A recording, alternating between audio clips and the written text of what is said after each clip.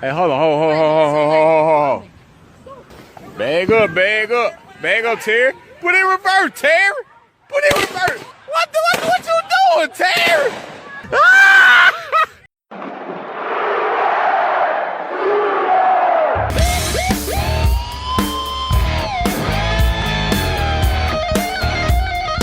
Hey, Sooner football fans. This is your Sooner football fans podcast. You got Terry here. So boomer, everybody. Rob is stuck at the women's basketball game at the Lloyd Noble Center. Caleb's still out delivering icy, so you just got me. But we do have a guest that we're going to get on here in just a second, Steve Bullard. You all know him from Twitter fame. He's going to have we're going to have a good time talking Sooner football and all the things that are going on out there. But before we get to Steve, just remember, if you're listening to us on YouTube, make sure and subscribe to us.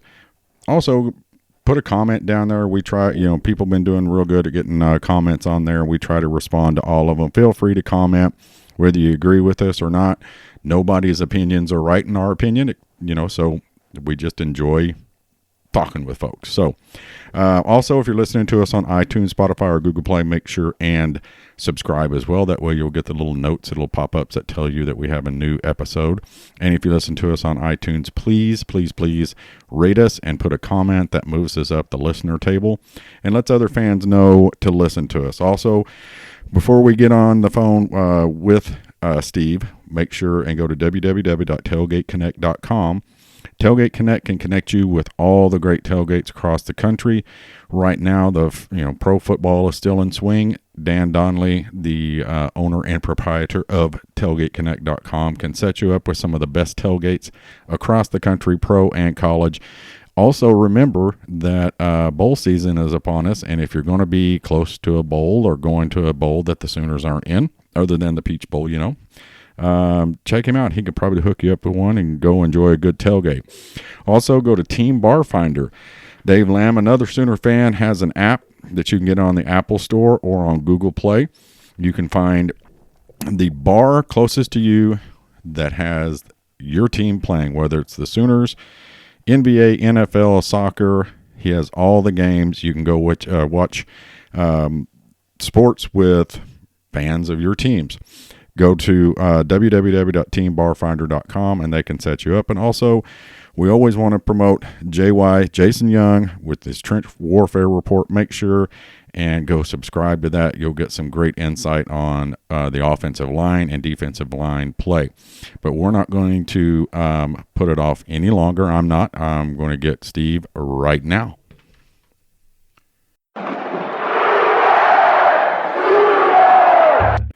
All right, Sooner fans, as promised, on the phone with me all the way. It is Tulsa, isn't it, Steve? Yeah, I'm actually in Jinx. Jinx, okay. So from Jinx, America, we got Steve Bullard on the phone. Boomer Steve. Boomer Terry. How are we doing today? How is your blood pressure? What is going on in the great state of Oklahoma that has everybody so worked up? I have a theory. You do? Would you like to transfer that theory to me? Yeah, I'll transfer my theory. Here's my understanding of everything that happened, okay? About a month ago, Blinken Riley introduced Tanner Brodus as a stat guy. Then Blinken applies for the opened offensive coordinator job at the University of Texas. There was some problem with the contract agreement and he didn't get it. However, Audra and the Whippoorwills are playing at the Texas spring game this year. That's my understanding. That's what my sources tell me. Your sources? Are your sources good sources or? From everything I could gather, I mean, one thing I want to preface this podcast with to all of our listeners out there is sometimes people have put some comments that we bash the Oklahoma fans. We don't really sound like Oklahoma fans. I'm the biggest Oklahoma fan that there is, I believe. Wait, who says that?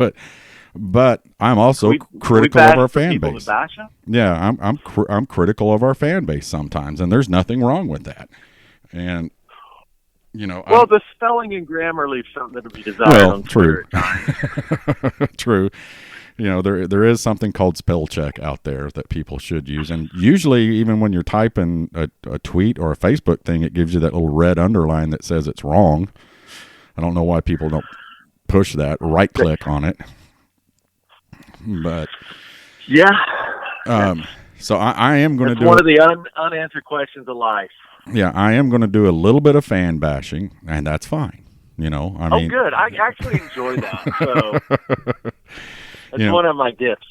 Numero uno. My number one complaint is don't ever tweet at or respond negatively or anything like that to a recruit or player, period.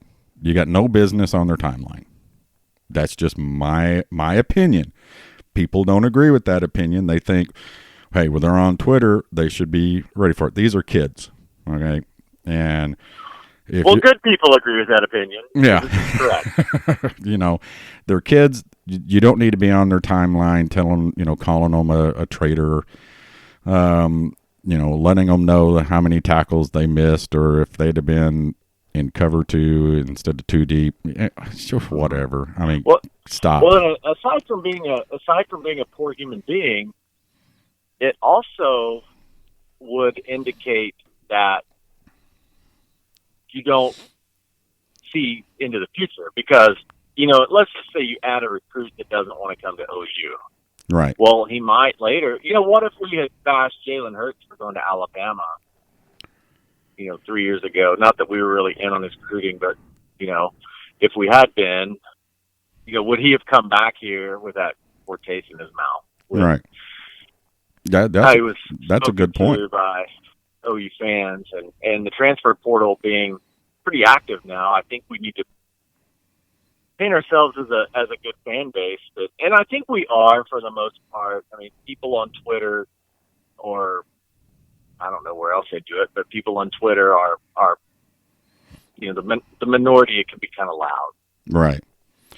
And then the problem is some of us fans, I've been guilty of it before. Will retweet it and put a comment on it or comment it, and then when I do it, I'm like, crap. Go back and delete it or something like that, because all you're doing is all I'm doing when I do that is building the fire, putting not building a fire, but shining light on it. And then when more people comment on it, just leave it be. But I mean, again, these guys are kids, man, and I've said it before, when I was their age, all I had was white Fruit of the Looms, and it took me an hour to choose which pair of white Fruit of the Looms I was going to put on every day at school. I couldn't make those types of decisions. That's a long time. Yeah. That seems longer than it should. I mean, I'm not an expert or judge, but I can't imagine a kid having to sit there with their parents in today's, NCAA football, the way they're heralded and put up on a pedestal. This is a big decision, and wherever they decide to go, more power to them. I mean, they're only bettering their life and their family's future or their future. Yeah, we want all the good ones, but just because he doesn't choose Oklahoma doesn't make him a bad person and doesn't require you to comment on that, period. Unless it's Texas and it's a bad decision. Yeah. We still don't need to comment. Yeah, still don't need. So that was you.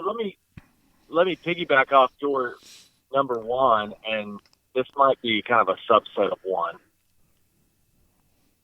Let me say this: if you see a bad tweet, period, not necessarily adding a player, but maybe it's a poor excuse for the Onion or Sports Tickle or someone trying to spread fake news. Right. Don't quote tweet it and say, "This is ridiculous," or "What is this guy thinking?" or "God, just another troll," because you're giving him attention. Right. That's all he wanted. Right. You just did it.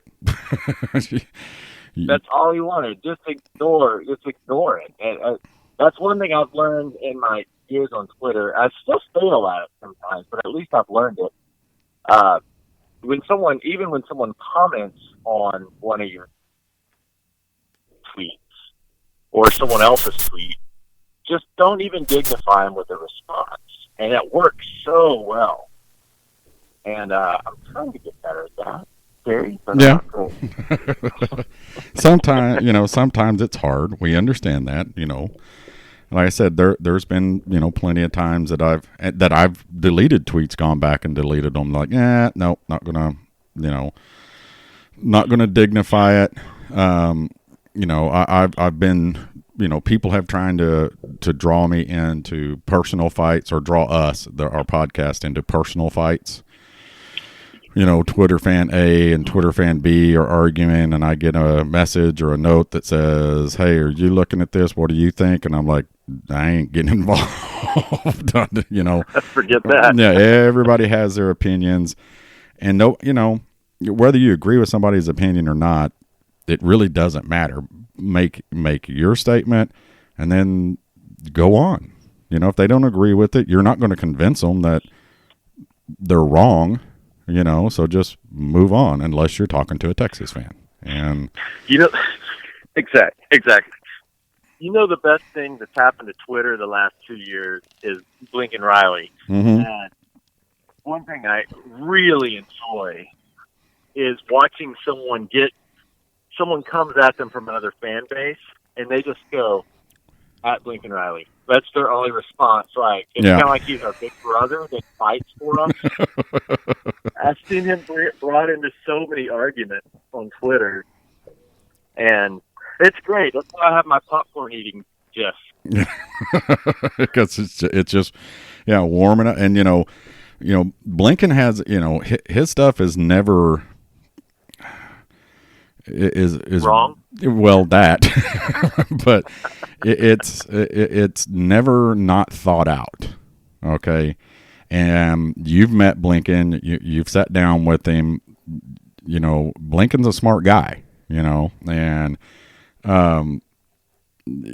stuff he's not going to tweet it if he doesn't know it, and if it's not factual, and there's no reason to argue with it, and what's funny is that you watch these people continually argue with him, oh yeah, but it's like, okay, let me throw another fact at you. Let me throw another. Oh, yeah. Yeah. It's great. The carnage is so beautiful. All right, what's your next theory? My next theory is rumor mill. These guys, I don't want to say anything. The 30-follower rumor mill starter. Yeah. The suspension of players that I have seen personally, and I've heard it talked about on the radio today on the one station I found that talked about it for a little bit, was up to 25 players could be suspended, is what I guess it started at. Then it went down to 8, then 5, and now I'm hearing 3. Okay. So here's my thing, and I'm not trying to dog anybody. Okay. Any of the reporters out there, any of the fan sites. Yes, you are, and I want you to name names. But folks, you need to remember one thing. Okay. And we've had guys from, 24/7 and the Brainiacs on with us, and I'm not saying anything negative about them, but their job is to not only report, but it's also to get memberships. Okay. And I just watch people the last 24, 48 hours sit here and see replies to go look at X website. It's on there. It's on the message board, X website. Well, guess what? The only way you can look at that message board is to sign up. To sign up, it's X amount of dollars, not very much. And most of the time, 90% of the time, you get good info on there. But then, and so it gets drawn out because of these fan sites, okay, the paid sites. If you really look at the media, TV, radio, mainstream media, they're really not talking about it. Okay. What I've heard from radio guys is the very little is that where there's, the quote, where there's smoke, there's fire. Okay. Mm-hmm. And people are saying that they've heard, but, I saw one today where it was a fan that says, I have a friend who has a good buddy in the athletic department that is confirmed this with me that it's going to be X amount of players. And I'm like, are you kidding me? Okay. That would be like me saying, well, Rob is the, I can't think of his title now, but he orders all the concession food, okay, for the University of Oklahoma, every sport. Okay, everything that goes in to the concession stand comes through Rob at any sport. He orders it. Okay, literally or literally, that's what he does. Like Big Rob. Yeah, big. Yeah, he is the. I can't think of his title. He's going to be ticked off, but he is senior purchasing. He is the senior purchasing agent for OU Sooner Athletics. Okay, for our concessions. Okay, that would be like. But he should know. Yeah, exactly. I mean, his office is across the street from. You look out his office window. There's Billy Sims statue. You can throw a rock from his office, door to the Switzer Center door. He should have something. But that would be basically like the same thing as I've got a friend who works in the athletic department that says this. Anybody Terry, can say that. my only insight or inside knowledge of this is that from the people I've talked to in the athletic department, not about this, but just in general ever, is that typically when things like this happen, the person across the hall from Lincoln or the assistant to the AD or the equipment manager or the student water boy or whatever, those guys don't know anything. Right. Like, I have a feeling if I called the one or two friends I have that are in that department, I bet you they don't know anything. Right. That's how information is handled in the OU athletic department. Just people don't know anything. And there may be some truth to it. There may be some suspension. Some of that may happen, but I just don't think anybody is talking about it. And the other thing is that if they are talking about it, I do know at times they leak some bad information to sort of find out who their leaks are. Yeah. Which is probably why a lot of the media is hush hush. They don't want to be that guy. And they do that sometimes, and they know who's saying what, and they know who's saying it to whom, and it's just how it goes. But if you're looking for information like that, folks, okay, if you put a post on Twitter or Facebook, and I've seen them for 24, 48 hours, that says, I'm hearing that it's Bobby, Susie, Greg, and Tim being suspended. Can any of you guys confirm this? Can anybody confirm this? The answer is no. Okay, it's until you see a statement come from the University of Oklahoma, nobody out there is going to know just like you said, they don't know. And yeah, this reminds me. I was talking to a fan, a listener, on message, texting and stuff. I said it reminds me of the OU Texas halftime fiasco last year. Remember all the rumors that came out of that? Oh yeah, Stoops or Bolton quit. Stoops punched him. I mean all these things, and it was like, and we had James Hell on, and James Hell was like people keep talking about they know. The thing is nobody knows because nobody's in that locker room. Nobody is in that locker room except player and coaches, period, at halftime. It is just how it is. And if you think that a coach could get away with punching a kid in this day and time, you're nuts. Okay? Yeah. It's just, and besides that, with Buzzy, whatever coach who would punch him, I'm pretty sure Buzzy could take him. All right. All right. So, there's that end of it too, but it just reminds me of, all the stuff that went on And, I mean, Stoops got fired, and then it really, this is what happened. And really it doesn't matter what happened. And I was listening to Teddy Lehman on the way home from work. And one of the things that he pointed out is, for one, the time frame is right, okay, because there is random drug testing after the Big 12 game. I think he said it was the Big 12 that does the random testing, okay. Now, he said, so the time frame is right, and it takes about this long, but my thought on that, okay, I'm not going to preface what Teddy said, but here's the thing is, how many kids every year that play football do you think test positive throughout the year that we never hear about? Okay, because it's a regular. The university does random testing. The Big 12 does. The NCAA does. Some of it we probably never hear about it.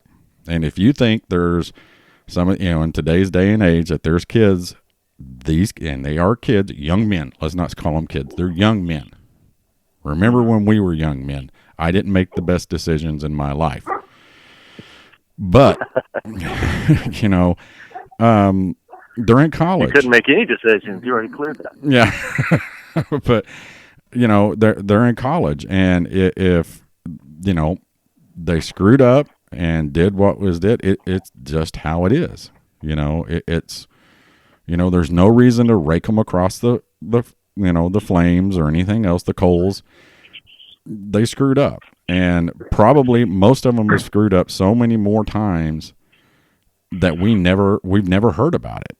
And now, because it's bowl, and because somebody puts on a message board that a friend of mine said blah, it's now the gospel, and which has done nothing but and it's not just Oklahoma fans. I went on some message boards. I always do, just to kind of look, the open boards that you can go see. Every fan base does it, and people are saying, this makes Oklahoma look bad. It makes this look bad. And it's just like, no, it makes it look like we got a football team full of 18 to 22-year-old kids, young men, sorry. Didn't Clemson have some guys suspended last year for their playoff game? Yep, they did. And I think it was for the same reason. It was, unfortunately, probably they, went out and celebrated their conference championship win, and, it happened. But I honestly What are the chances that after the Heisman trophy presentation that Jalen took Joe out and said, "Hey, smoke this"?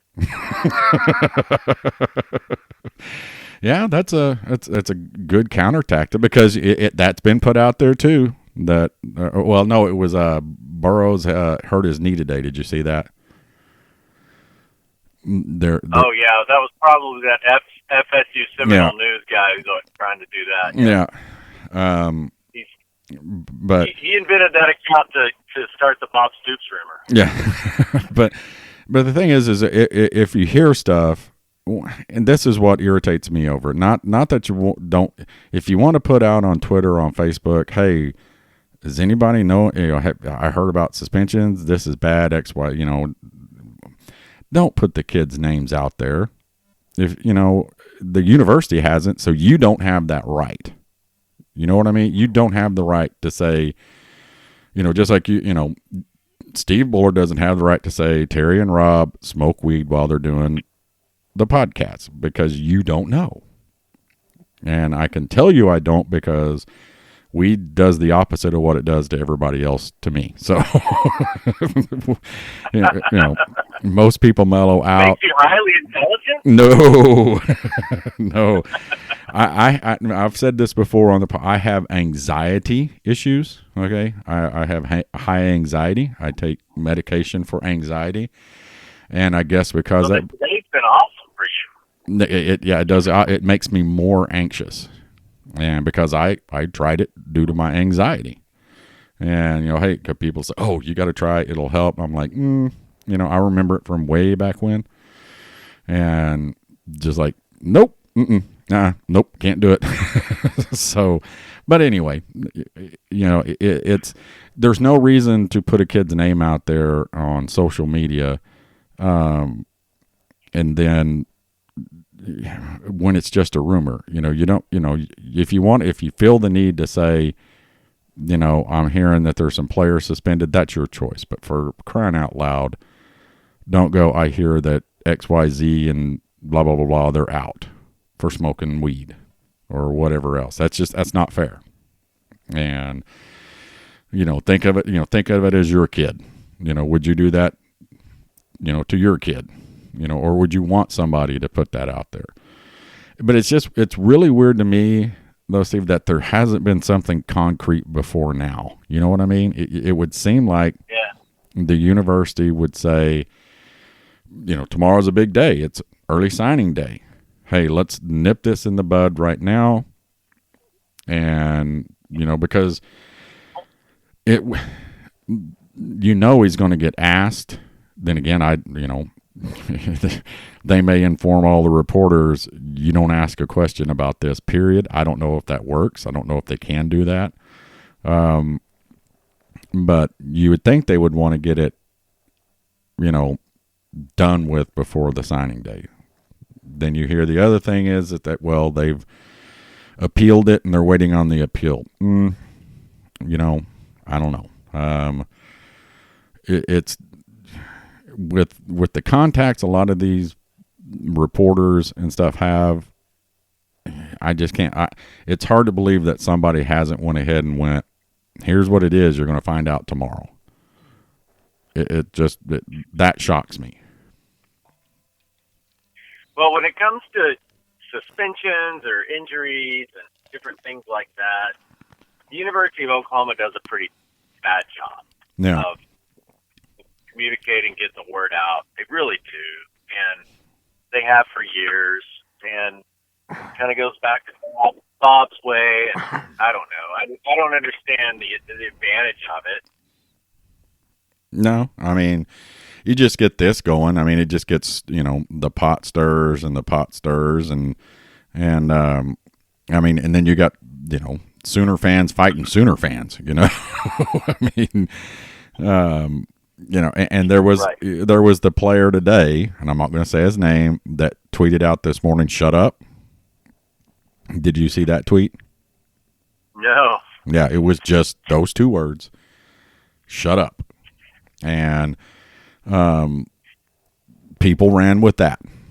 If he's telling people to shut up, there must be something there, and he must be involved, XYZ. And it's like, oh my, how do you get that from that?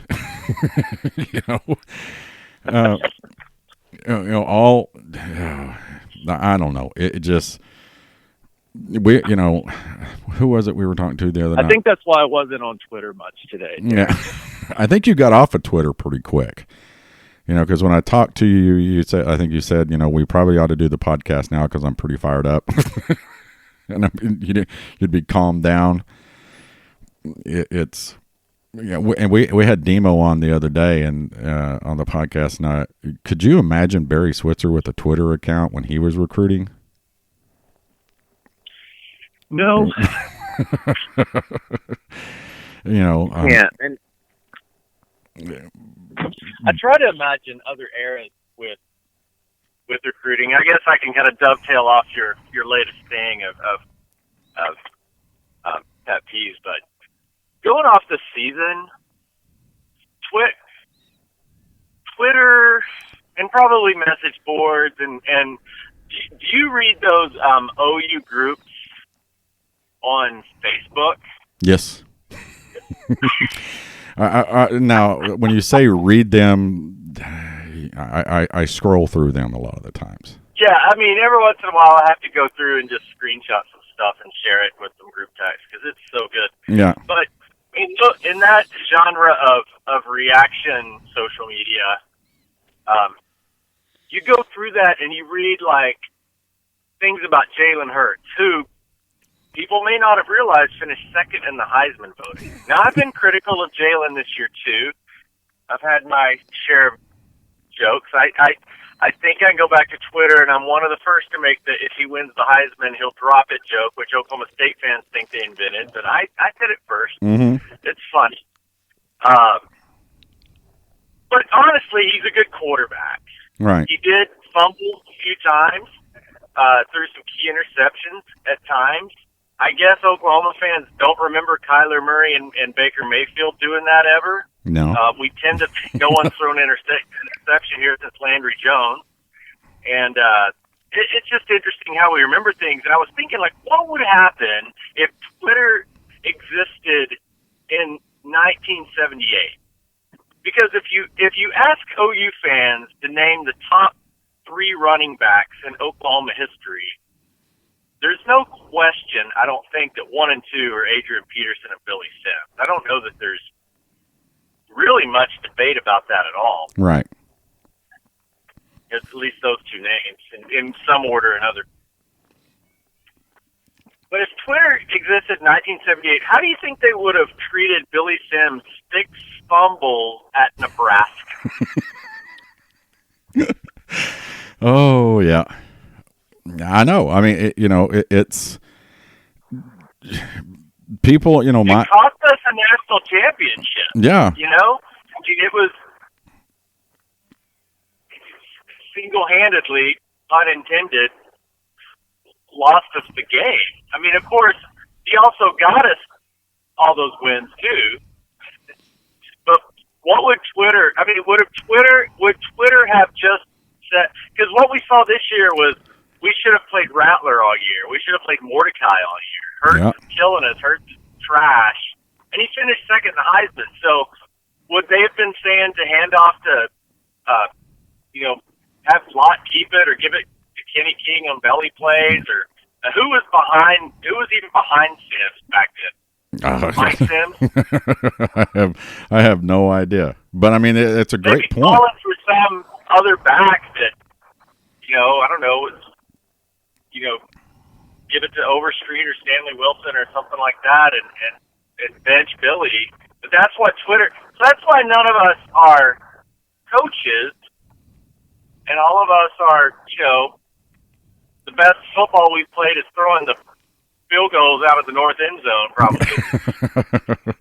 And see, and that, it's natural, okay, as a fan. Now, during a game, I have, yelled at Hurts. I've yelled at receivers. I've yelled at cornerbacks, whatever, that's natural. But then, you got to let it go, and, again, with social media, people get on social media during the game and go, they need to put, like you said, they need to put Rattler in, get him in there. Hurts is killing us, and I'm like, look at the guy's stats, and Rob has made a good point a couple of times is that, we've had such, great quarterback play the last 2 years from the 2 best players in college football the last 2 years, without a doubt, that, the first round picks in the NFL, and all of a sudden we got a runner-up Heisman Trophy winner, and there, I don't know what he's projected in the draft. Some people say he's not even going to get drafted or anything else. But now we go from 2 Supermen to a really, really, really good quarterback, and which he is. Okay, period. You can't deny that he's a good quarterback. But because he fumbles, and it doesn't help that he fumbles in the worst position on the field or at the worst time of the game. Really noticeable fumbles. Yeah. It's not ever at the 30-yard line. It's always on their 30. It's always either going into the end zone or inside our 30. It's never good. Yeah, it's never just a benign turnover that doesn't result in anything. Right. 7 points off the board for us, 7 points on the board for them. Right. And it's what gets me is if Lincoln Riley wasn't happy. I've said this 1,000 times, and Jalen wasn't doing what is expected of him, Lincoln Riley wouldn't be playing him. I believe that 100%. You know, that, I mean, I agree with that. If he wasn't the best player, the best option out there, you know, and let's face it, I mean, look what Nick Saban did with him. He was the best player out there. He did it and come to the national championship game. He was ineffective, wasn't doing it. I think he had some turnovers. Halftime, he put the new guy. Who knows? I mean, you know, Lincoln may do that. It may come down to that, is I got to put somebody else out there. He is making too many mistakes. I don't think he will. But my point being is that he's different than what we're used to. He's not bad. No.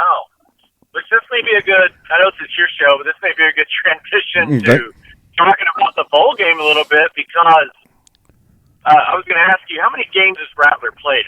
2, right? Yep. So he can play. He's completely eligible to play in these games.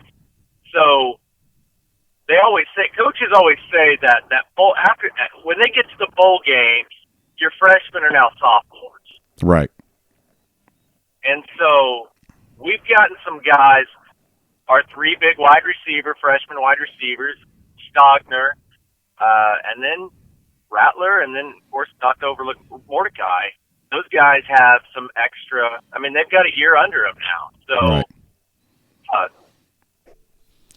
As we talk about that, I was going to ask you, who do you see having a role in this playoff game that maybe hasn't, an elevated role?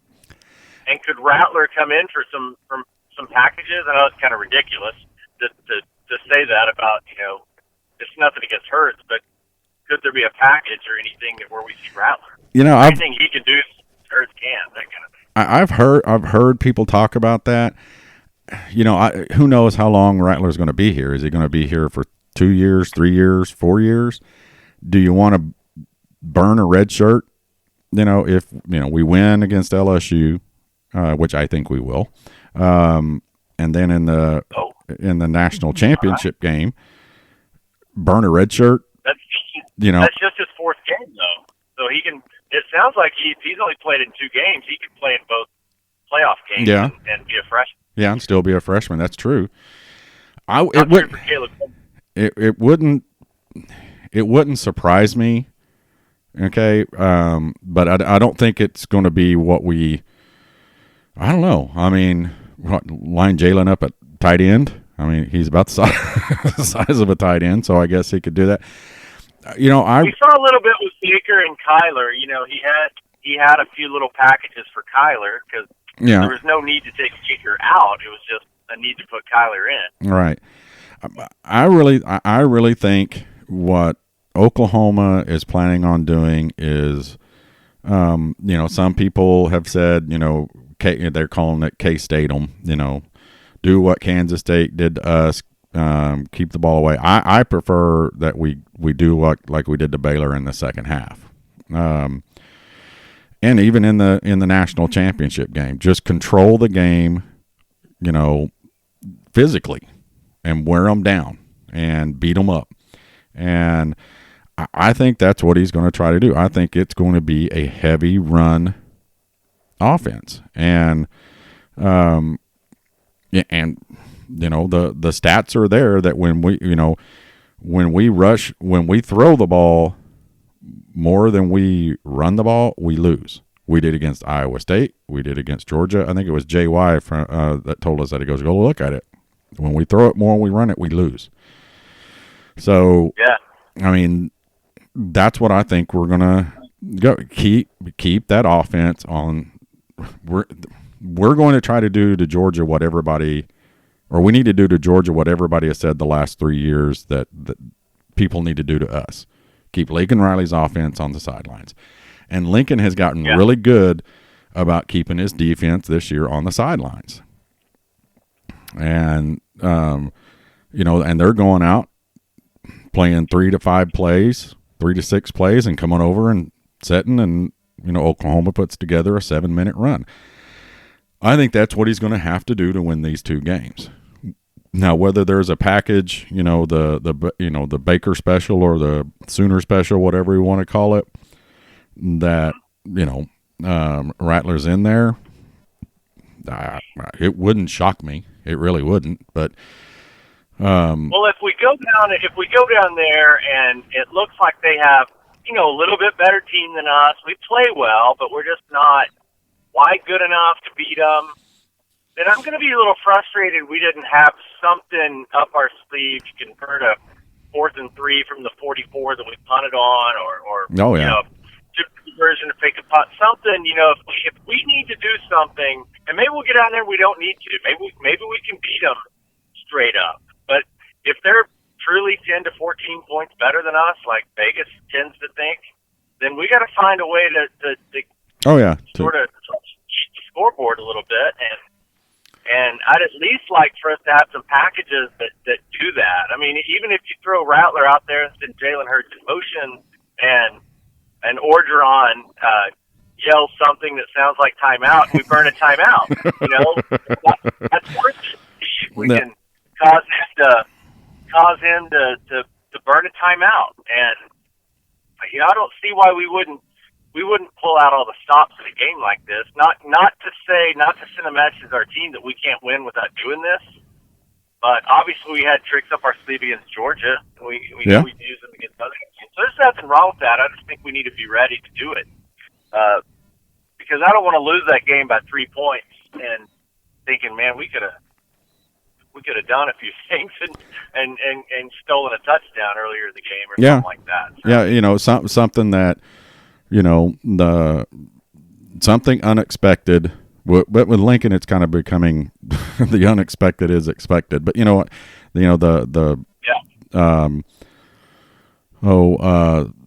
Orleans Saints onside kick coming out of halftime. Oklahoma, I think, is going to have to do that the next 2 games. They're going to have to do something that's unexpected. And if we get past LSU, we're going to need to do a bunch of that stuff if we want to beat Ohio. But there is no question, and I'll take a little stab at it. Is I do think Weiss and Hazelwood are going to have to figure into this game. I think that they're guys that project to be NFL type receivers and NFL bodies. I think to get open against these NFL defensive backs that LSU has, we're gonna have to have some. We're gonna have to have some guys like that can make plays. I think. Yeah. Not that I don't believe in Nick Basquin or those guys like that, but I think that Hazelwood might be a better option for this game. Yeah. Well, one of the things earlier in the year, people kept going. People were talking about, where's Calcaterra before, of course, he retired. What's going on with him when he was playing, okay? And what I saw was going on with him was Hazelwood, okay? Because Hazelwood was coming across the middle in a lot of plays, and if earlier on in the season they weren't paying much attention to Hazelwood because we've always had a big tight end game. And Hazelwood was catching a lot of crossing routes. When I say a lot, he was catching a lot of, enough crossing routes. And I just noticed watching the games and watching the replays is like, well, the reason they're not throwing it to Calcaterra is because Hazelwood half the time is 3 steps ahead of somebody going across the field. Now, without Calcaterra, when Calcaterra went out and then retired, I think Hazelwood has gotten more of the attention than our other tight ends have. Which I'm still, Stogner. I think Stogner's pretty much almost as good as anybody at that position. Don't you feel like Stogner's always open? Yeah, and dude, he's like I've said it. He's like throwing to a net. I mean, the spring game, I don't think he missed anything. I mean, and there was never an easy catch for him. So, and he's big. I think it's beyond. I'm sorry, Terry. Go ahead. Go ahead. No, go ahead. I think we were probably going to make. I think it's beyond this. I mean, we know who Jalen Hurts is now, and we know what we have. I think I don't think there's any debate now that we know that Hurts is gonna take off running after he goes through a couple of reads. I think we've seen the body language of receivers, knowing that if they're not one of the first two reads, they know they're not getting the ball. Yeah. Sometimes they don't sell very well. And some of that hurts our passing game for sure. And teams are going to pick up on that on film over time. That's why I think by the time we got to about game 7, our offense stagnated a little bit. I think it's one of the reasons. But based off that, does Lincoln have enough time to shuffle around the offense a little bit to make Jalen more successful with some we got to know what he's comfortable with by now. Right. And he seems to very much like Braden Willis and recently Austin Stogner. So we know that short tight end game, throwing those big targets is something he likes. He likes throwing the CD. He doesn't seem to have much chemistry with Charleston Rambo at all. No. Well, I would like to see them roll him a little bit more, move the pocket a little bit more. I don't think he's comfortable, even in the shotgun, which is all we ever are, standing there waiting for stuff to develop. You know what I mean? It just, and some of it is our offensive line. I'm going to say that too. I mean, our offensive line pass blocking is not as good, and now run blocking, I think it's pretty solid, but I just don't know that he likes to stand there, get the snap, stand there and go through his reads. If they, maybe put something into where, not a sprint out, but just, fade him to the left or fade him to the right, let him move a little bit. I think he's more comfortable moving than he is standing, on his tiptoes back there bouncing. And, and they've done that a few times, when they did it in the Big 12, there's a couple times he's rolled out to the left and right, and just because we were getting pressure, Baylor was getting pressure off the edges, so they moved it to slow that down, and then they went back to, standing there in the pocket. I just don't think he's comfortable standing in the pocket, and I don't know why, because he's as big as anybody out there. So, but and we've said this until we beat it in the ground. Everybody wanted to know what Lincoln Riley was going to do with a quarterback the size of Jalen Hurts, and this is what he's done with him. He's running him, and it's. And one thing I think we can do to LSU, to your point earlier about Kansas stating them, is I do think that we can take Jalen Hurts and develop an offense that averages 3.33 yards a play. Yeah. We can just first down. If that's what we want to do, we can do that. I don't see any way that LSU can keep us from just barely get first downs on 3rd and 3 every time. Right. We can run the ball. We can get short routes. We're really, really adept at those. So, and I don't see LSU stopping it, Yeah. And if we want to do that, I don't know that we can. I think that Lincoln and our offense has a little bit too much ADD for that to really work. So let me ask you something, Steve. How many times this year, when we were, let's say, past our own 35 or 40, and it was 3rd down and 3, and we punted it, did you go, why are we punting the ball? Every time we punt the ball. It's like, it's 4th down and 3. We average 8 yards a play. We average 8 yards. Almost gets one. Yeah. Why are we punting the ball? And,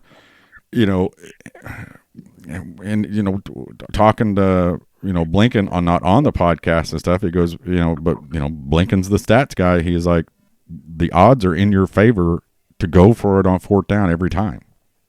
I mean, when in short yardage plays, you know what I mean? It's in your favor. If you're averaging 8 yards a carry, guess what?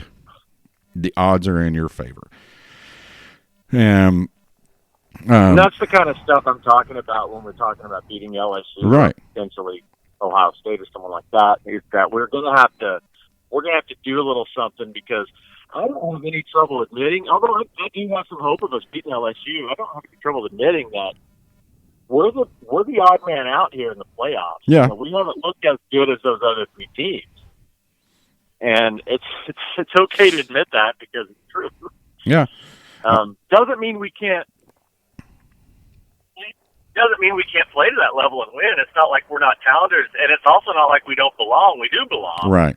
It's just these teams are a little bit better, and so absolutely, why go for it? Why punt it? Even if you, and I'm not saying we should go for it if we're on our own 11 and it's 4th and 2, but that said, why not? Yeah. You know, we're going to punt it to the 50, they return it to the 43, and then what's going to happen? They're going to score. You know, let's just get it over with. Yeah. You know? Now you sound like me last year. Why? My reason for punting, not, you know, why are we punting last year was like, we can't stop them. So just go for it. Give them a shorter field. If we are stopping them, I'm okay with punting. Right. You know what I mean? If we are getting some stops, especially if it's game control late in the game and things like that, then yeah, we can do that. You know, we blew that. Was it Iowa State or who we went against? We actually failed on a 4th and 1 against someone this year. I think it was TCU, wasn't it? TCU. We kind of tripped and fell, and our defense was playing well. And you know, if we would have made them go 80 or 90, they wouldn't have. Yeah. But you know, but still, the percentages. The point remains. The percentages are in our favor. So, what else do you think we got to do to win this game? You think we're going to win? You said that, right? Yeah, I think we're going to win. I've been putting my score out every podcast, 38-28. And I have a your podcast to God's ears. Do what? And from your podcast to God's ears. And you know, I feel this team is a better team than any team that we've put in the playoffs. Not a better offense, but we are dang sure a better defense by night and day, and we're better on special teams. Okay, I've said all along, I'll stand on this premise, is with a Lincoln Riley offense, all you've got to do is get stops and hold them under 28 points. And this defense has done that pretty much so far this year, except in one loss. And if they can do that, Lincoln Riley is going to score over, you know, and I say 28 points, 28 to 30, you know, somewhere in there, 28, 32, 33, 34.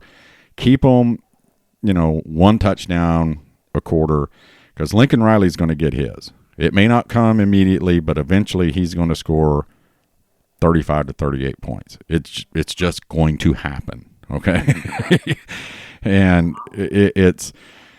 and I think that's what's going to happen here. I think Lincoln's going to control the clock. They're going to be physical because, and you know, not that the SEC talent that LSU has thinks that, you know, that Oklahoma's not physical, but their fan base and nobody across the country thinks that Oklahoma is physical. But I don't know why. You watch the games; they're physical, especially in their running game. And I think that's the key. Lincoln is going to. You may see Jalen with 25 to 30 carries. I really think that. And you're going to see the other running backs with 20 to 25. Jalen's going to carry the ball more than everybody else. And I think that's how we win. And I think the defense is going to not give them fits, but it's going to give them enough problems that they're not going to be as effective in the passing game. You know, a lot of people have said that, you know, we need to drop back in zone. No, we're not. We're not big enough to play a good zone. You know, let stuff happen in front of you and something. No, let's pin our ears back. The best unit that we have on defense is that front seven. Let them do their jobs. Let them attack. And if we let them attack, we're going to have to be in man coverage. You know, make Burrows uncomfortable. You know, that's the key to it, I think. Run the ball and get him a little uncomfortable. And I'm not saying Oklahoma's going to shock the world, because I don't think it should be a shock. I think Oklahoma, you know, it's funny that a lot of fans, again, back on the fans, were like, I want to play, you know, I'd much rather play LSU than, you know, Ohio State or Clemson, and now you get LSU. And they're like, well, great, we're not they're this and this. No, this is what you want. This is the best matchup for us to get us in the national title game. And yeah, there's no question this gives us our best chance to win. And then, we'll, And we're due, Terry. For crying out loud. We're so due. Yeah. We're so due. And whether we're favored or not, that doesn't always matter in college football. Yeah. We're due to win one. And I do think, I agree with everything you said. I think that does exactly need to be our game plan. The only chance we have to stop them when they have the ball is to get pressure on Burrow. Our only chance. We also have to control their running game. They can't get that going, and right. And they're just do anything they want. We have to make it one-dimensional, and we have to get after Burrow. One thing that we do need to have, we need a little good fortune in this game. We need LSU to come out a little bit off. Remember our teams in the 2008, some of those teams that were unbelievably offensively, and every year we go to the bowl game, we wouldn't be able to do anything for half the game. Right. That's kind of what we need to happen to LSU. We need them to be a little off, like Florida State was in the national title game against us, and give us, maybe we can get up on them a little bit, get some confidence. And I think that's what I'm really hoping for, is that they don't just come out and bust a couple touchdowns on us in 4 plays, and it just looked like how the national media thought it was going to look. Yeah. That would be the worst case scenario. So we need some good fortune. I don't know if we can win the turnover battle or not, because we seem to not like to recover fumbles or intercept balls, but it's like there's an allergy there. I don't get it. Hey, but if we get why corners, and maybe it will. You know why, corners are corners, don't you? Because they can't play wide receiver. Exactly.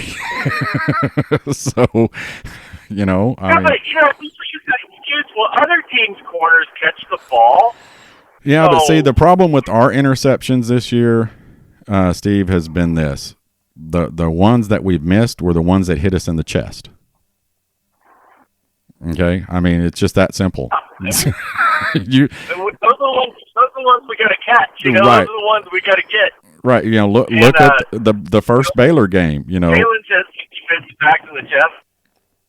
So yeah. that's all I'm asking for. Yeah. Look at like I said, the Baylor game. What's his name? Just went the linebacker. Probably. No, the linebacker. I love his name Sean too. White, our guy. No, Nick Benito. Nick Benito. Okay, he. The first Baylor game, and he got the.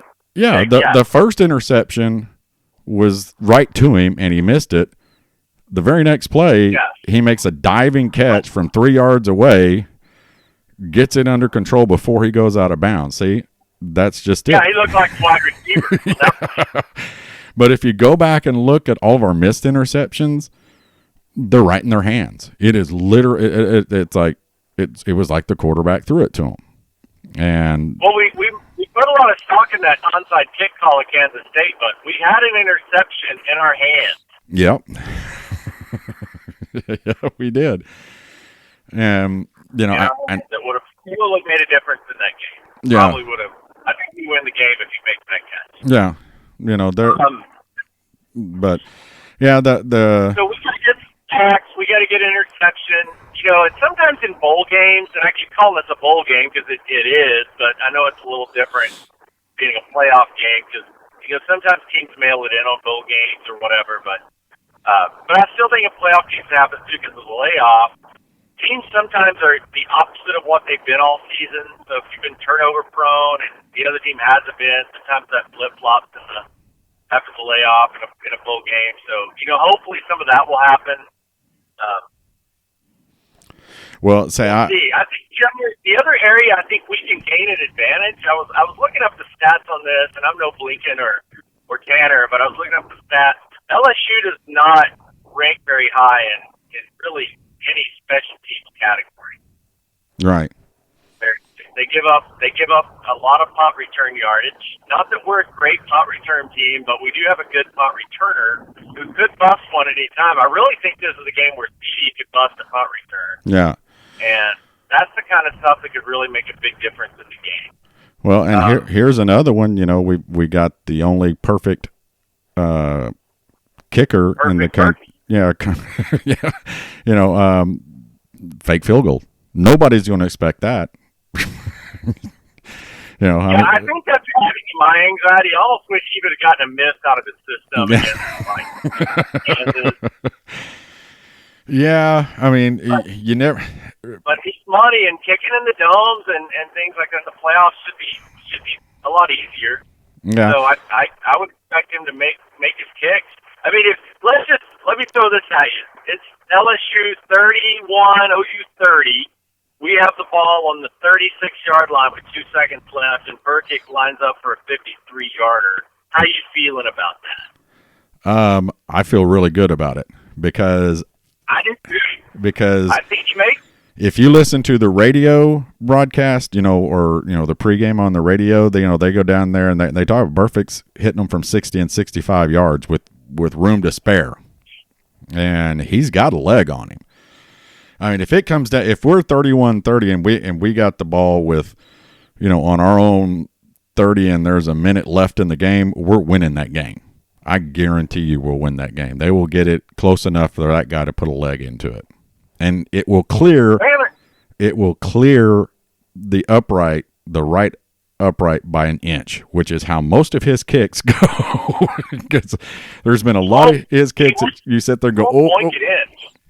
Do what? He hasn't doinked any of them in though this year. No, but you know, we've had upright scrapers from Seibert all the time. He made a lot of them, but he hit the upright all the time. A bunch. Burfict just gets it inside. A lot of his kicks are just inside that right upright. That right upright, yeah. But the other ones, I would say he's had 5 or 6 that have kind of gone just inside the right upright, but the rest of them are right down the middle. Yeah. You know, the game winner at Baylor, the first game at Baylor was strong and true right down the middle. And Nate iced him a couple times, and it just seems like he has a lot of confidence in his kicks. Yeah. And helps me confidence in his kicks. Yeah, and you know, that's one of the things Caleb has always said about like Seibert last year was I was never comfortable with Seibert kicking. It was because it just seemed like, I mean, he made everything he was supposed to, but you know, he never missed a game. I don't think he missed a game winning one, but you know, with he did against Army. Yeah, that's what I was going to say. Yeah, he did against Army. You know that, and that was a chip shot. That game should have been over, but. You know, but it seemed like he missed them he missed kicks that he shouldn't have missed. I guess Seibert did, even though he made a bunch, and I'm not dogging him, but it just like, you know, when somebody misses them enough that they shouldn't miss, you don't have much confidence in him. But you know, you wonder. Seibert didn't miss much, but it seemed like the ones he did miss were kind of important. They're a little bit like Jalen's fumbles. Yeah. Just happens, you know. Like, why'd you have to miss that one? Why couldn't you miss the one where we got 52 to 10? Exactly. Well, now before we go any further, though, we got to talk a little bit about Texas and the Alamo. Who you rooting for in that game? Do we? Well, because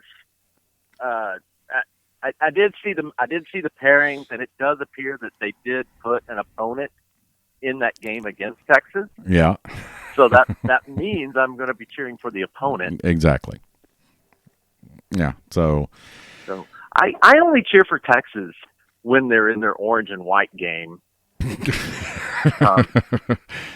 Well, see, here's my theory. Rob and I have this brilliant theory. Okay, we never root for Texas and we never root for Oklahoma. Oklahoma State. Okay, but there's a difference in needing a team to win than rooting for them.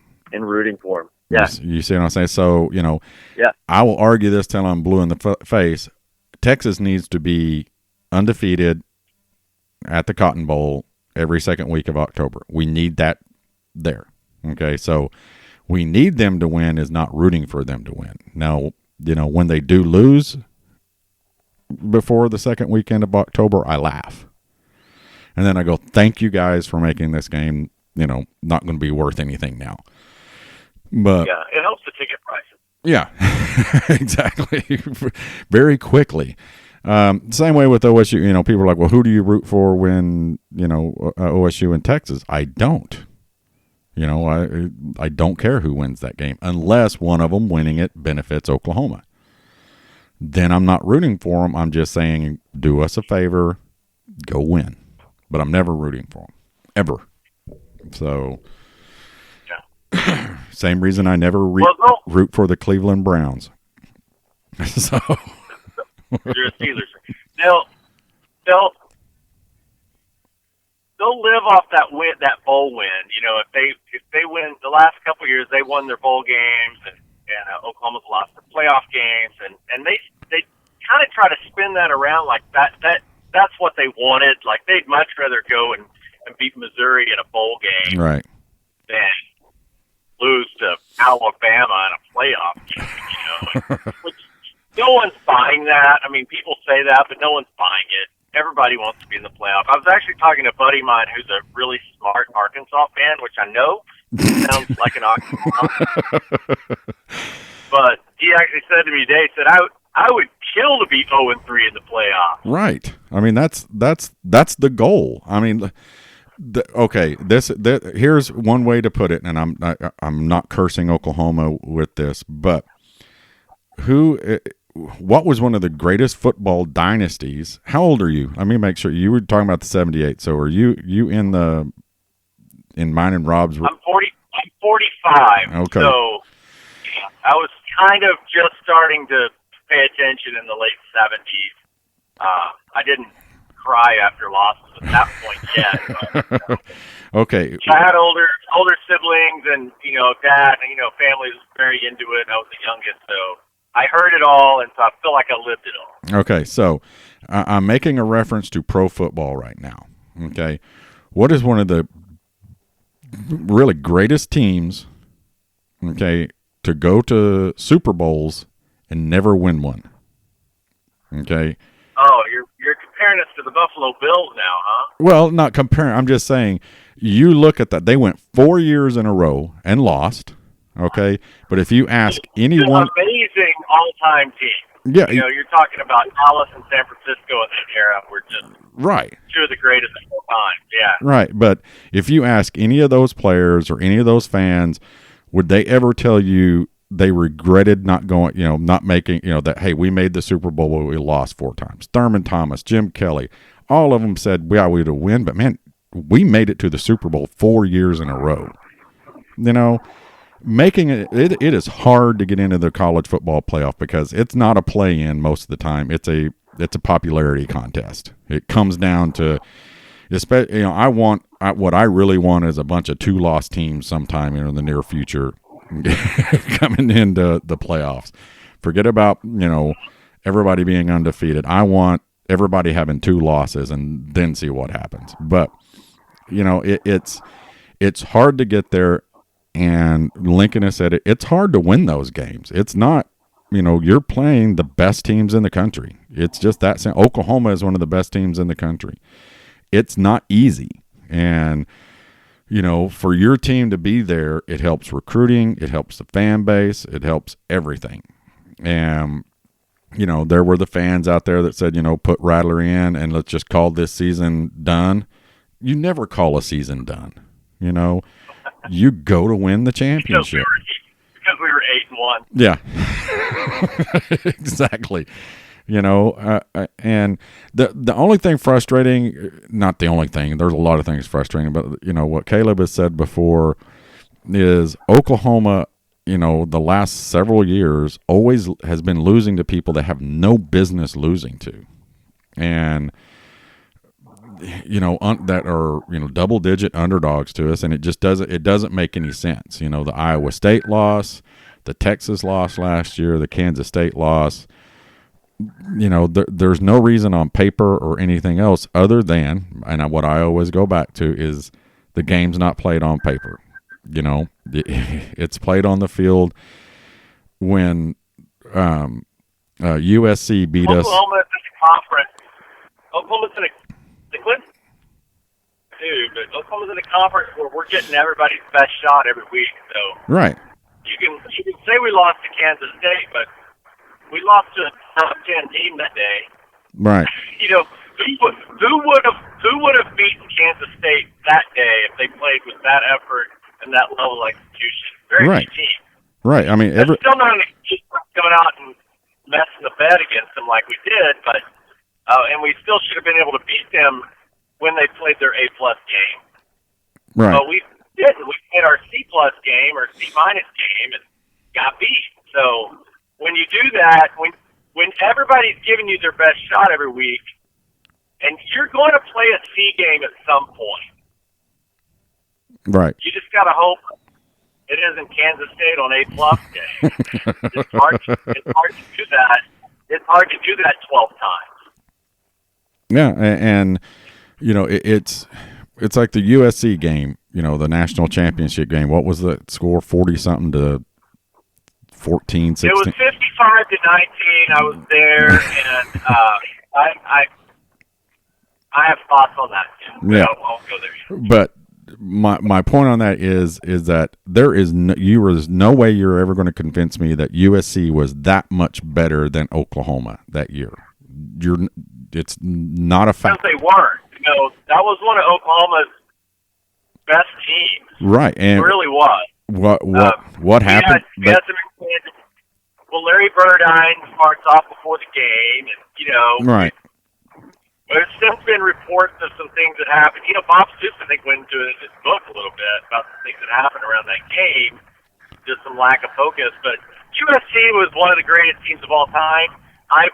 I do not believe they would have beat us 10 times out of 10 by any stretch. No. I don't think they were 30 points better than us. They were about a touchdown better than us. They got rolling. The wheels came off for us. Right. It happened. Yeah, it happened. You know, it's the same way with the 2000 or the OU Texas game. You know, when we blew out Texas, you know, it got rolling and they didn't respond. USC, they got rolling. Oklahoma never responded, and it's that way in basketball, in boxing. It just sometimes you don't respond when you get popped in the face, and if you don't, you know, I mean, Oklahoma is the only team this year that got punched in the face in this top four and were resilient enough to make a comeback of the ages. I mean, you know, it wasn't a fluke that we were down 23 points, 28 points at one point in time. 25, yeah. Yeah, we were getting it handed to us. We were getting beat up on both sides of the ball, and for a team to recover from that, going, okay, these guys are out physically, you know, being more physical, they're doing everything right. For you to change the momentum of a game by going, you're not as big and strong and as bad as I am, that's unheard of. Okay, it's just, you know, we didn't finesse that game out of them. We went out there and said, okay, you did this to us, here we go. It would just became, you know, George Foreman and Joe Frazier standing in the middle of the ring throwing punches, and one of them was going to fall. Thank goodness it was Baylor. But, you know, I mean, there's so much, you know, there's so much that can happen in a football game, you know, and not, you know, it's not always the best team wins the game, you know, I mean, but the best team on that day does. You know, I think Oklahoma is not the most talented team, okay, between LSU and Oklahoma, but I do think we're the better team. And that's just me. I know a lot of people will look at me and go, you're out of your mind. Even Sooner fans, I'm just like, hey, look at it. I mean, we've got a better defense. We got a great offense. We got great special teams. You know, that's what wins games. And as long as you put all three of those together, And another problem with those teams though back then, like the USC playing USC, is Oklahoma got into a deal there where they felt like they could toss their helmet out onto the field and people would go, it's Oklahoma. And and I've always said that was a Bob Stoops issue. That was a Bob Stoops mentality. And yeah, you can say that, but you got to be able to back it up. And just a lot of times his players, I don't think they bought into the too much of the we're Oklahoma, everybody else is everybody else. But when you're Oklahoma, you have to back it up. So, yeah. But, so what else you got? Anything else you want to cover? Well, I think I think we've about covered the game. I'm with you. I've kind of had, since they announced the game, I've kind of had just a little bit of a feeling that we might win it. I can't really put my finger on why. Other than some of the things you said, I mean, there's some opportunities for us to find some advantages in some ways. I do think we can run the ball on anybody in the country, and I think if we make this game close, I think if this game is close in the fourth quarter, it's a huge advantage to the underdog.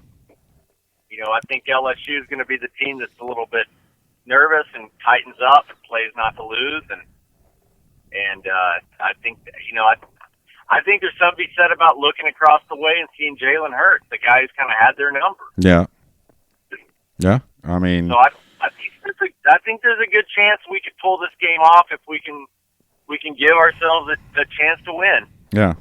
By staying close, not giving, turn the ball over and taking ourselves out of the game early, like we did last year. Yeah.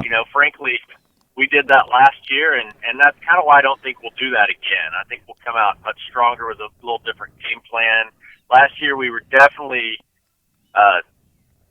trying to get Hollywood involved early, and he wasn't up to it, with his injury. Yeah. And we were never comfortable. We weren't really comfortable until we reset. And then it was too late. Yeah, way too late, And that needs to happen the opposite this year. We need to somehow jump on them when they are trying to figure some things out or something like that. Yeah. Or just jump off to a good start. It'd be great if we got the opening kickoff and took 9 minutes to go down and score. I mean, that's ideal. I don't know if that can happen, but maybe not 9. That's ridiculous. But, take a long drive and go down and score. Yeah. No, I agree. I mean, just and do it convincingly. You know what I mean? Taking a 7-8 minute drive and just going, well, there's another 7 yards for Oklahoma. Well, there's another 4 yards for Oklahoma. There's another 8 yards for Oklahoma. And I want to win just to primarily watch the ESPN guy sit there and go, the impossible has happened. It's we're the iceberg with the Titanic, according to them. The Titanic is unsinkable, and there's no chance. So, which gets me when you have. I don't know that I see a lot of weaknesses on them. I bet Lincoln sent his coordinators in there to try to find one, and there's not very many apparent weaknesses. Yeah. I've done a little game film study myself. I think their holder, Josh Von Rosenberg or whatever his name is, I don't think he's shaving yet. Other than that, they're not weak at all. No, they're not weak at all. So during this podcast, has any of your sources reached out to you with any news?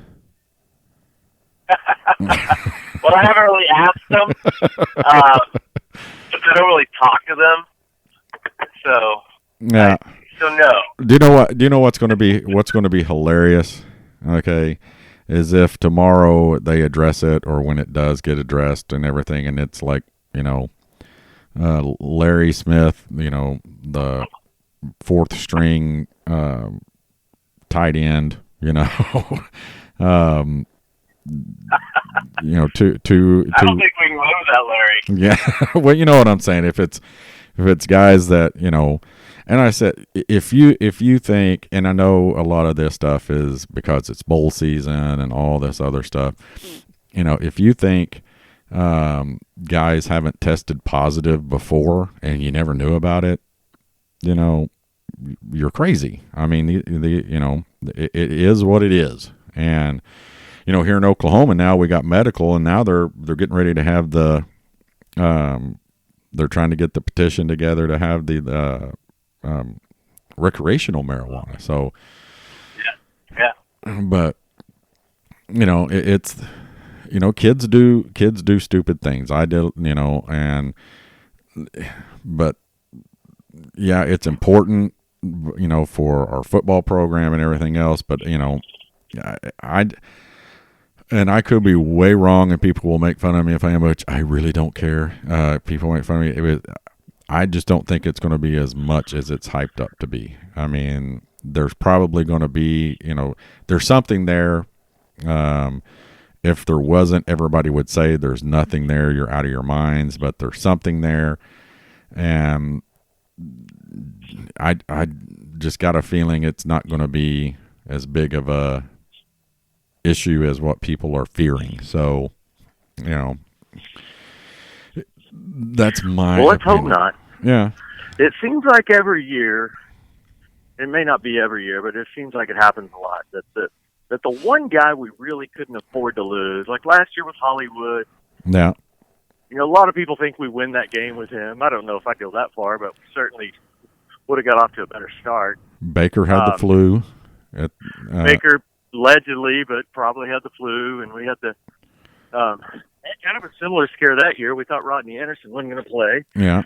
DeMarco Murray. A lot of distractions. Gosh, we all know we would have beat Florida with DeMarco Murray. That's not even a question. Not even a question. Well, even the last time we played LSU. But the one we forget, though, when we played Clemson, we were up at halftime, and then we just got worn down in the second half. The one guy we could not afford to lose that game was Charles Walker. Yeah.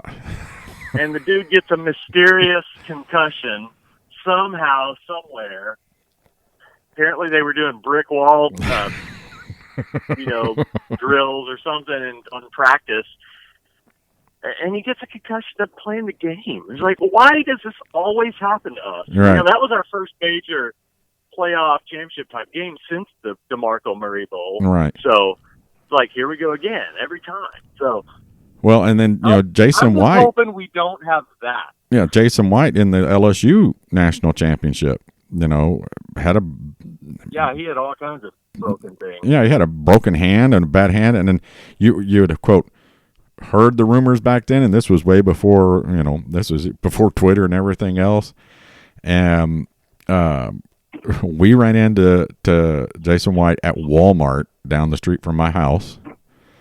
It was right after the Heisman ceremony, I think, pretty close to after, before the game. And he had the biggest black brace on his hand and all the way up to his elbow. I about passed out when I saw him. Not because, oh my God, it's Jason White. It was like, oh my God, it's Jason White. And he's got a giant brace on his hand. Yeah. And I asked him, was he buying those big baggy jeans that he took the picture in? Was that the night he bought those? But I asked him, I was like, what's wrong with your hand? He goes, nothing, it's fine. And I'm like, liar, okay? You have a brace on it. You're lying to me. So, but and even the year we won it all, Josh Heupel had a broken busted bursa sac, right, in his elbow, and couldn't hardly. Yeah. We didn't tell anybody he could only throw a ball like 20 yards that game. Yeah, but really, he only could throw a ball 30 yards on when it wasn't busted. Yeah, I mean, it only limited him a little bit. He didn't have the down the field, but I don't know. Yeah, you're right. It seems like if it's going to happen, it's going to happen to Oklahoma. The what ifs and everything else. But again, in that the 2000 national championship, we didn't have a single season-ending injury that year, which is nuts. That whole team went through without getting injured. But it's I think I know it's going to be a lot better game than what people are thinking it is. And And I think I just got to feel, I can't put my finger, kind of like what you said. I have my theories. I just feel like this is it. They're not supposed to, so they're going to. You know what I mean? That's kind of how I feel about it. So yeah, I kind of do too. I mean, I think the intangibles favor us a lot. I think LSU has a really good chance they could overlook us. I think I tweeted out a couple weeks ago that I'm sure Orgeron is telling his team to focus on Oklahoma. I'm just hoping the team can't understand him saying it. And that's my goal. He's saying all the right things. They just don't know it. Yeah. Now, see, and that's the thing I like about your Twitter account is that we have Blinken, who's the Thor master of all things, and Tanner Brodus is coming up. He's doing. It's like he's Junior Blinken. Yeah. Like he's Batman and Robin kind of, but yeah, Tanner's Robin. And then we got Steve Bullard, who is the satirical Sooner fan, because I know that I've had the pleasure of meeting you several times, and Steve has this, to explain, he has this, kind of a grin to him when he says something sometimes that you look at, you can tell you're going, you got what I'm saying, and which I normally have. I mean, but when you tweet something out, I'm like, yeah, Steve's doing this. And, like your tweet today, I got it. Congratulations. Yeah. Some people did not. which actually was hysterically funny. Yeah. That's just all we should have done. We should just come on tonight and just let me read the comments I got back.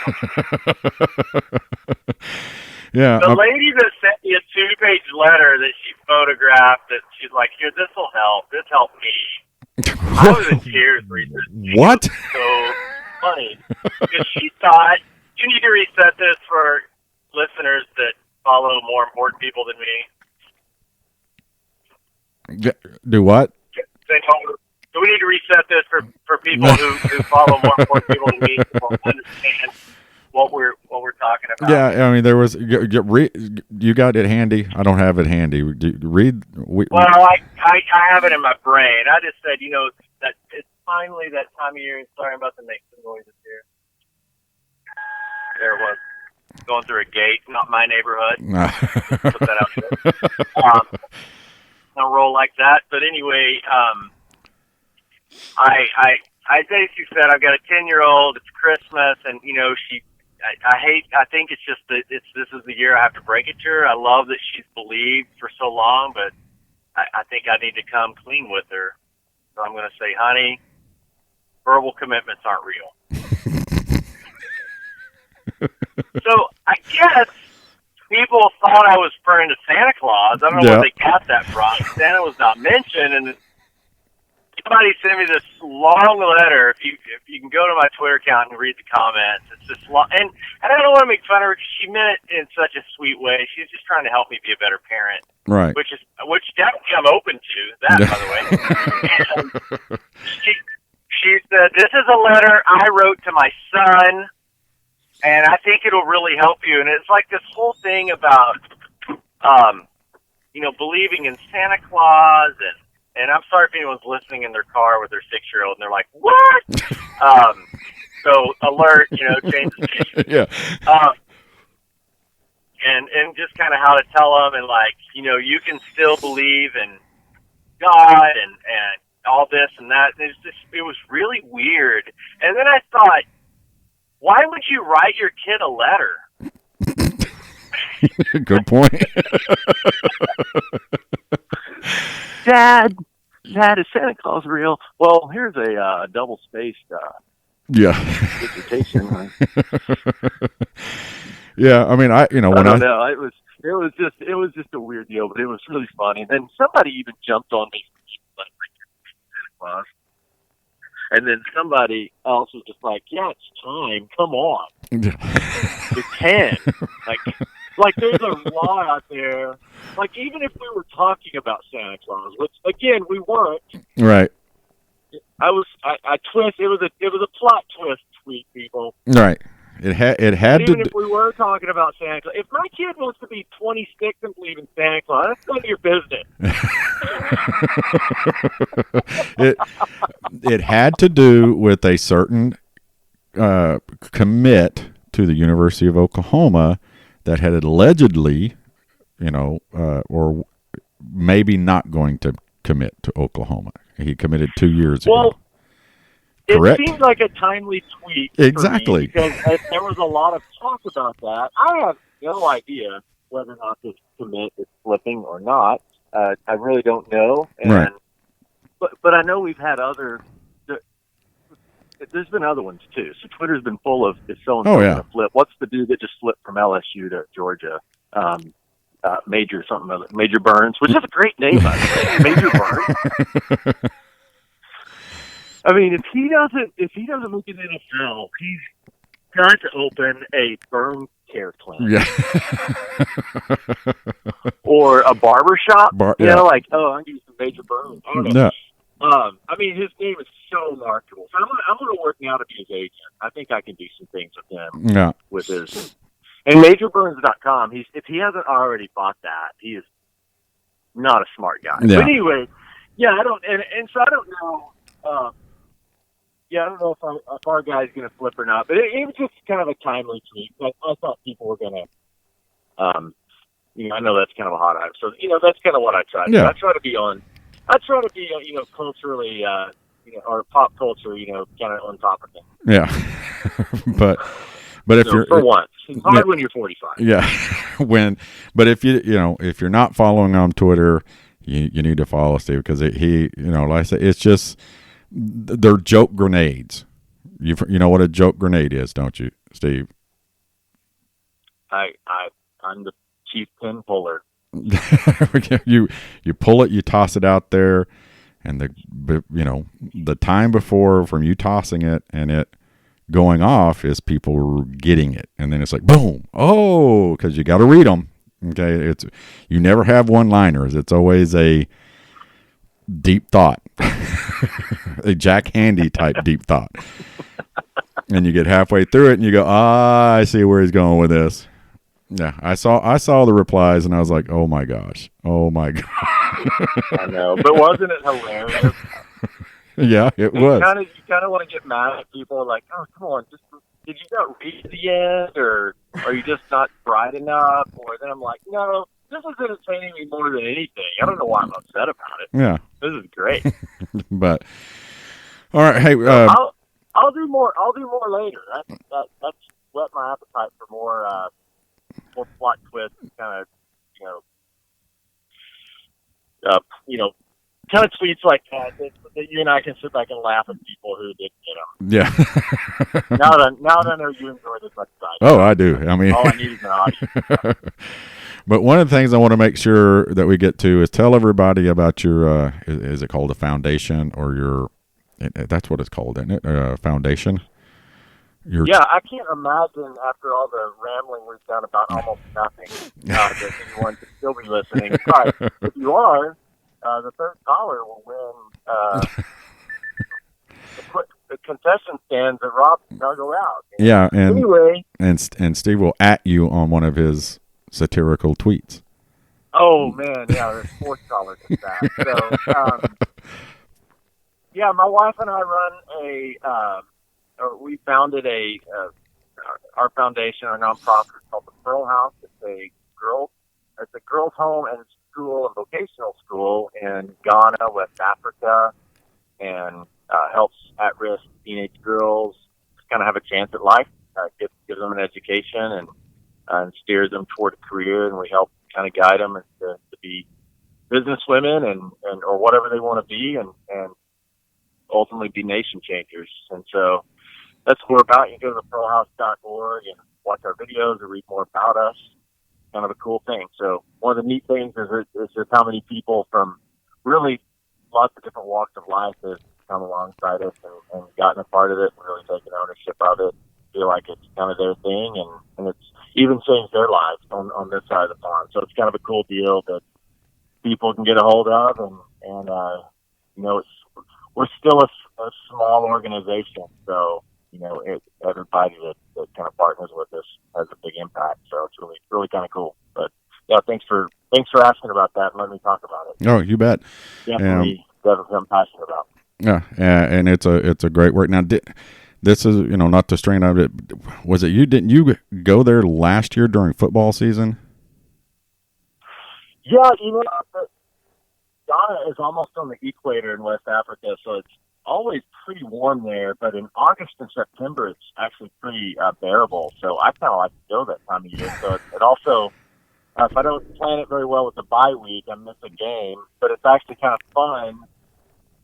I don't know. It's kind of become a fun thing to kind of try to follow the game, watch the game as possible. If I can get a VPN or something like that to sneak it. But anyway, yeah, I was there for the Texas Tech game this year, maybe. Yeah, because I remember you were trying to figure out how to get it online last year, or what the sources were to get it online. And I was like, I don't even know how to get it online in the United States, so I'm still trying to figure that out. I didn't either. That was what made it so hard. But because everything you go to, this doesn't work. So my initial thing, I'm just going to get on my app, on like my DirecTV Now app and watch it. But it's all content blocked. I should have tested that a little earlier. So you have to get a VPN, download a VPN that works, and then you have to switch it midway because they change those all the time. So it was crazy. But then the Wi-Fi, then it also depends on the Wi-Fi you're getting there. That's not always good. And yeah. So it was an exercise in futility, really. So next year, here's my plan for next year. If anybody wants to go with me, here's the plan. Leave on, I don't know, somewhere like the 17th or 18th of September. Come back about the 25th, 26th of September. One of the flights you can do goes to New York. You come back on about the 25th, land in New York, drive to West Point. There you go. Follow me. You see where I'm going with this. Yes. And so I'm going to try to charter the OU flight. We'll just make it like what do they call it? I don't know. The OU always takes some flight to the bowl game. We'll do this. So it's going to Ghana, then it's going to West Point. If you're listening, the pilot of that plane, if you're listening, if you're an avid listener of the Sooner Football Fans podcast, maybe you can take us. I'm sure you can work out with those feet. Somebody's going to take you up on that. You know it, don't you? That's all right. Yeah. That's all right. As long as they get my joke, that's going to be a long flight. All right. Hey, Steve. Hey, we appreciate you being on. We'll do it again. Appreciate you having me. And hopefully, we'll be celebrating a New Year's 38 to 28. Yeah, 38. Well predicted victory. By Terry. And I am sticking to it. I've said it since the day we won the Big 12. Since we got announced, and that's who we were playing. That's what I picked. So I'm sticking to it. Nobody's going to change my mind. So. Okay. But that's a podcast, guys. I'm going to go 13-2. Okay. Oh, because there's a linebacker, because K9's going to walk out and say, "You got my boy's trophy. I'm coming to take it back." Yeah, and that's going to my boy's trophy. Yeah. Yep, that's what's going to happen. It's 2000 revisited. It's all setting up. Yeah. But that's a podcast, guys. We appreciate you listening. We'll catch you next time. Boomer Steve. Boomer Terry. Thanks for listening to the Sooner Football Fans Podcast. Sooner Football Fans Podcast is hosted by Rob Mixon, Terry Long, and occasionally Caleb Long. It is produced at the beautiful Podcast Palace in Norman, Oklahoma. Follow us on Twitter at SoonerFBFans and like our Facebook page at Facebook.com/Sooner Football Fans, and visit our website at www.SoonerFootballFans.com to read our blogs and keep up with our tailgating activities. Boomer Sooner, everyone.